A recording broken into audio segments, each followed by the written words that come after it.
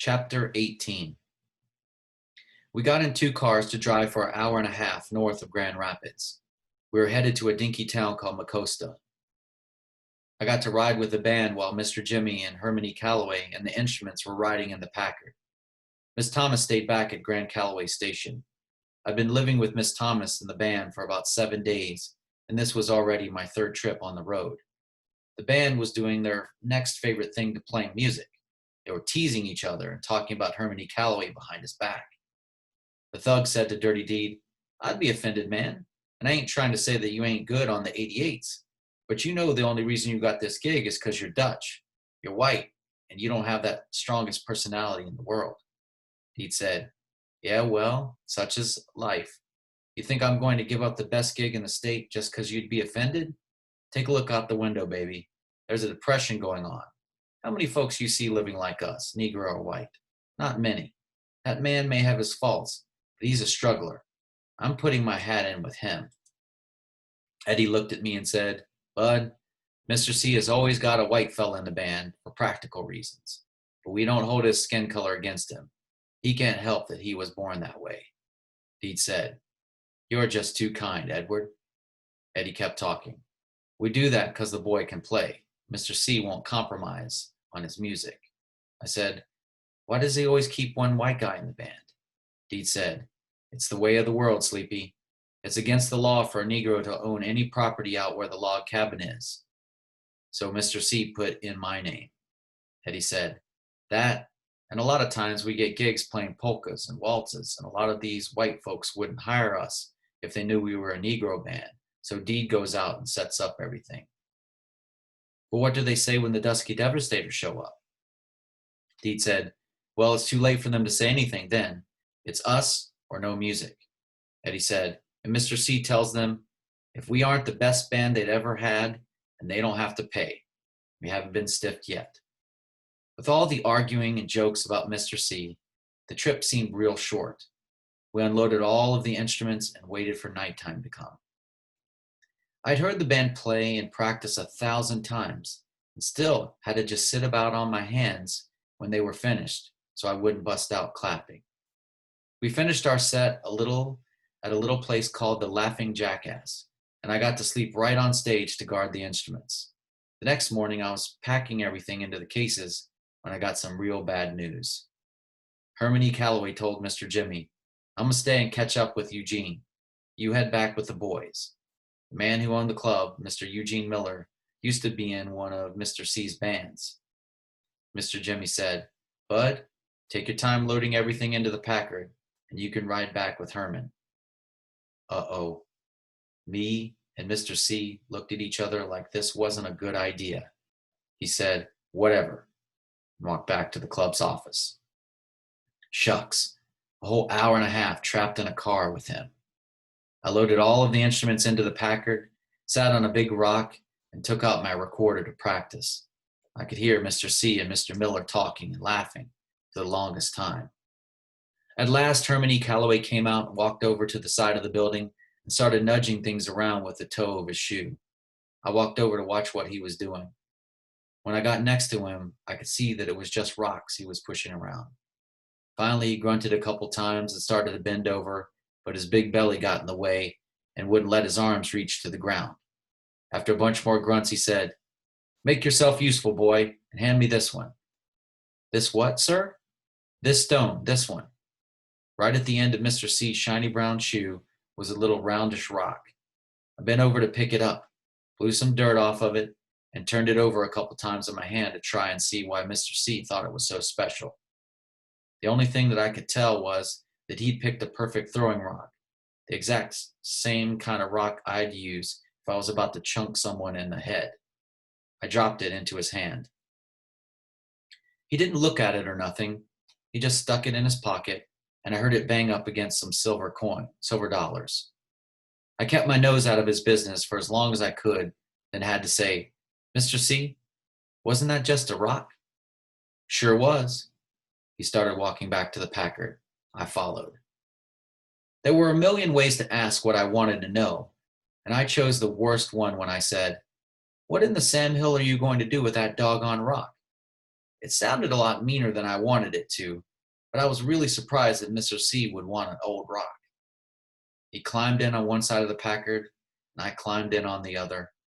After he stuck the key in the dashboard, he said, "Bad habit." Then he leaned over toward me and opened the glove box of the car. There weren't any gloves or maps or papers in the box, just a bunch of perfect throwing rocks. They all looked like they had writing on them. I reached in and took one of the rocks out. Written on the back of it was Idlewild M, 5236. I took another one and it said Preston IN, 6436. These were just like my rocks. I took one more and it said Chicago IL, 31932. I looked over to Mr. C and said, "I've got some of these, sir." He said, "Really? I've got some too." He looked at me, shifted his pipe away from the talking side of his mouth, and said, "Bud, I know you're not the sharpest knife in the drawer, and I'd hate to be the bearer of bad tidings. But those are found all over the world. In fact, they're about as common as rocks." I almost didn't answer him, but since I didn't want to look so stupid, I said, "Yes, sir, but mine have writing and numbers on them too." He said, We kept driving. Finally, I said to him, "You don't believe me? I'll show you." I dropped his 3 rocks back into the glove box and closed it, then climbed over the front seat to get at my sax case. I found it and set it on the back seat and unlocked it. As soon as I opened the top, that smell of old spit and crumbled up velvet and mildew came rushing out. It was still great. I lifted the little door that covered my rocks and took 2 of them out, climbed back over the front seat, but kept the rocks covered in my hand. If he was going to see these, he was going to have to ask first. I crossed my arms across my chest and waited. It's a good thing I've got lots of patience, because I waited a long, long time. When we finally got back to Grand Calloway Station, Mr. Jimmy helped us unload the car. Finally, I decided that Mr. C had waited long enough. I stuck my rocks in his face and said, "See, I told you I had some rocks like those. The only difference is mine say Flint M.8.11.11 and Gary IN.6.13.12. He said, "Where did you find these? Didn't I tell you not to do any rummaging around in that room you've been sleeping in?" He reached for the rocks. I don't know why, but I let him take them. He was the first person other than Bugs that I'd ever let touch the rocks that my mama had given to me. Mr. C turned the rocks over and over in his hands and said, "Well, where'd you get these?" Uh-oh.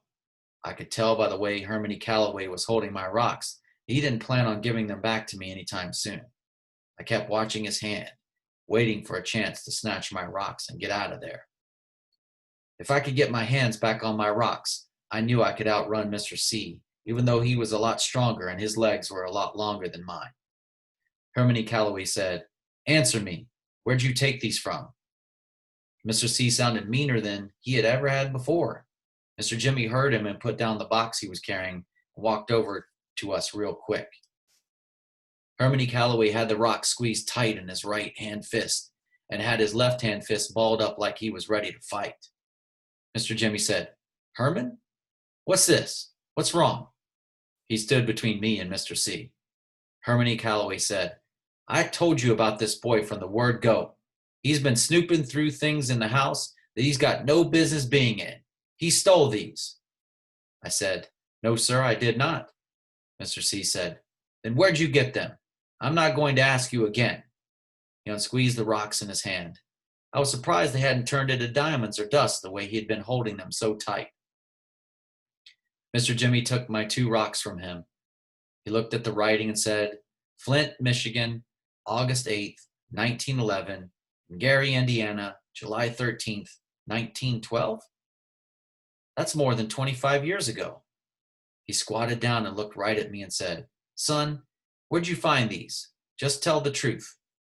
I kept one eye on Mr. C. He still looked like he was getting ready to jump funny on me. I said, "Mr. Jimmy, I didn't find them or steal them from nowhere. These have always been mine. I got them from my mama, and that's the swear for God truth." Now, could I please have my rocks back, sir? I stuck my hand out.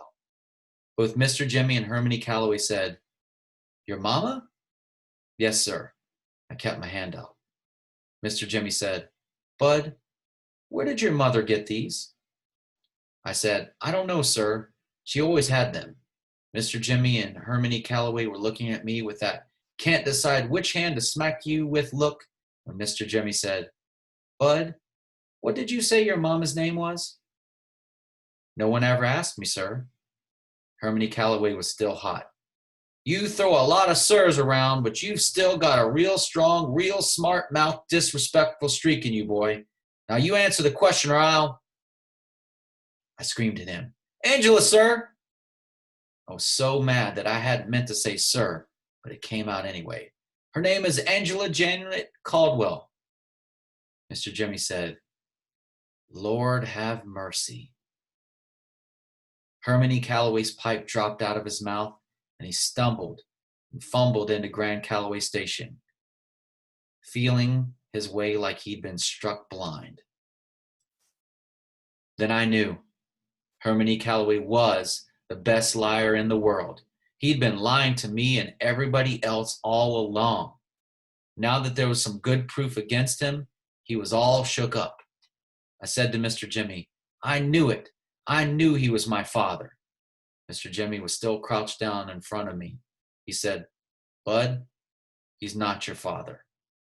Yes, sir, he is. That's why he run off like that. He got caught lying after all these years. Mr. Jimmy said, Bud, that's enough. Herman is not your father. But Angela Janet is his daughter's name. If what you're saying is true, Lord help us all, it looks like Herman might be your grandfather. This was real surprising, but the thing I felt most was glad that Hermione Calloway wasn't my dad. Shucks, who'd want a daddy that on top of being so old and so doggone mean, had such a big belly? Not me.